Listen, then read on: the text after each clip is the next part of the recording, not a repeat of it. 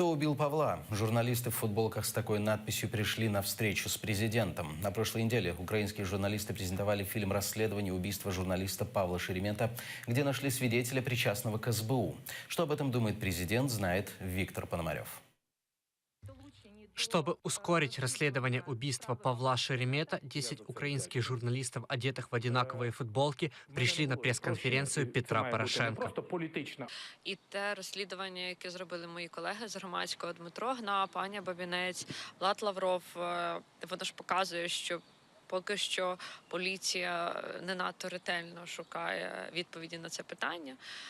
І ми хотіли президенту, який обіцяв, коли це сталося, коли вбили Шеремета, обіцяв, що візьме під свій контроль цю справу. І ми хотіли йому нагадати, що бажано якось більш активно брати під контроль. Я бачу футболки «Хто вбив Павла». На жаль, я чекав більш кращого результату.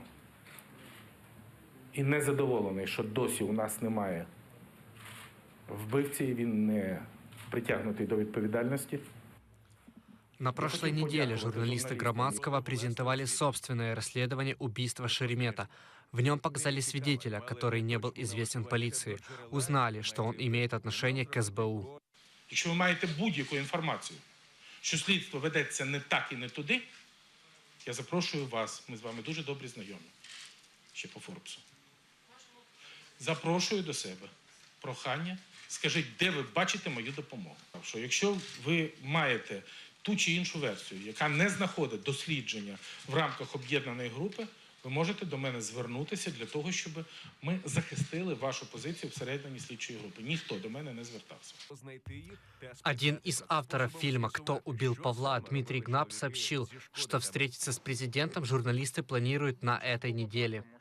Позитив є хоча б в тому, що ми домовилися з президентом, він пообіцяв, і з його речником про те, що через якийсь час обов'язково президент і керівники слідчої групи правоохоронних органів зберуться, зустрінуться в такому ось форматі разом з нами, журналістами, для того, щоб обговорити всі проблемні питання розслідування загибелі нашого колеги Павла Шеремета. Через тиждень вже начебто має відбутися ця зустріч. Руководитель службы безопасности Украины опроверг причастность этого свидетеля к ведомству.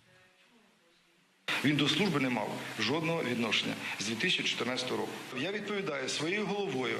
Це ж неможливо буде приховати, якщо піде розслідування далі і будуть докази того, що ця людина була під глибоким прикриттям яким-небудь чи ще чимось і працювала там в інтересах Служби безпеки. Ні, він не працював в інтересах Служби безпеки. А не підтримували його справу? Як? У нас поліція вже витребувала його справу? Ні.